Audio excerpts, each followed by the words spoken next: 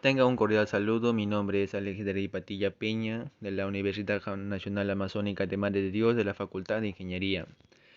En el curso de Fisiología Vegetal, dirigida por el docente Germán Correa Núñez, en esta oportunidad voy a dar a conocer sobre el tema las citoquininas que regulan los niveles de peróxido de hidrógeno en rosas con luz controlada en el brote estallido.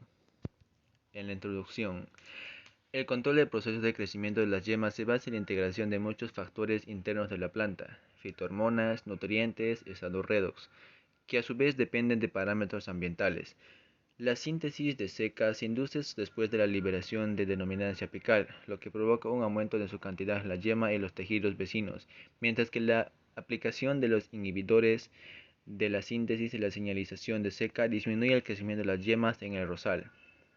Los RBOH, NOx parecen no estar implicados en el fotocontrol de crecimiento de las yemas. Además, establecimos que cuando en condiciones de oscuridad el crecimiento de las yemas se desencadena por el suministro exógeno de CK.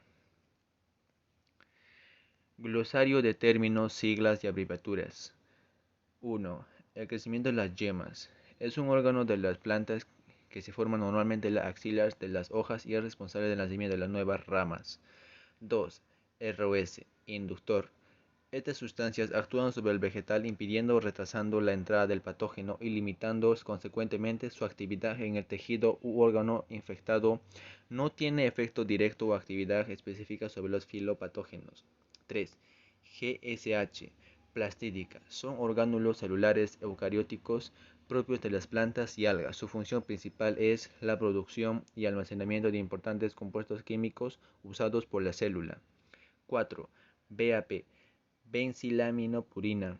Es una citoquinina sintética de primera generación que provoca respuestas de crecimiento y desarrollo de las plantas, estableciendo flores y estimulando la riqueza de los frutos mediante la estimulación de la división celular.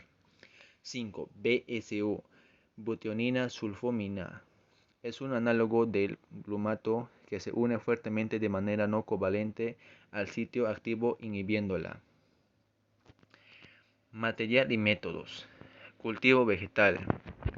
Se realizaron experimentos de plantas de rosal resultantes de la propagación vegetativa de un solo clon como en trabajos anteriores.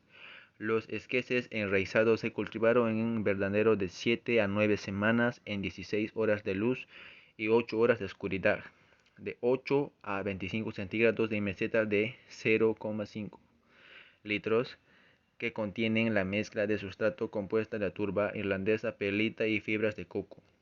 En experimentos de planta, el muestreo de tejido para análisis molecular se cosechó a las 0, 24 y 96 horas después de la decapitación luego de la aplicación de los diversos tratamientos. Experimentos in vitro.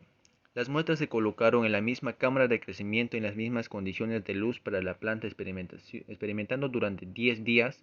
El alargamiento de eje secundario resultante del crecimiento de las yemas se midió cada día durante 9 días utilizando un calibre numérico. Material y métodos. Ensayo de cuantificación y peróxido de hidrógeno. Se trituraron tejidos de yema congelados de 20 miligramos de nitrógeno líquido usando un molino de bolas en polvo fino. Se homogenizó a 50 ULS de ácido tricloacético al 5% que contenía un 5% de polinilpolirolidona insoluble y se centrifugó a 13.000 grados durante 10 minutos a temperatura ambiente. Ensayo de cuantificación de GSH. Las muestras se centrifugaron a 15.000 grados durante 10 minutos a 4 centígrados, recogieron 200 ULS en tubos nuevos y se mantuvieron en hielo. Identificación de genes de RBOH y análisis filogénico. Las consecuencias de RBOH se recuperaron mediante la comparación de similitudes de las consecuencias de proteínas de Rosa chinensis a las Arabidopsis, arroz y tomate. Resultados. Figura 1. El porcentaje de brotes que crecieron en el alargamiento del eje secundario se midieron 96 horas después de la decapitación. Además, evaluamos el efecto BAP2 y BSO, un inhibidor de la síntesis de GSH, solos en combinación midiendo el porcentaje de crecimiento de yemas y durante 10 del alargamiento del eje secundario de yemas axilares cultivadas in vitro. Figura 2. Las letras indican diferencias significativas. Después de la prueba de rangos no paramétricos de Krusal-Weil, seguida de una matriz de comparación de 2 por 2 por la prueba no paramétrica de Wilcoxon-Mann-Whitney. Las condiciones de luz modulan el metabolismo de peróxido de hidrógeno en la yema. Las letras indican diferencias significativas.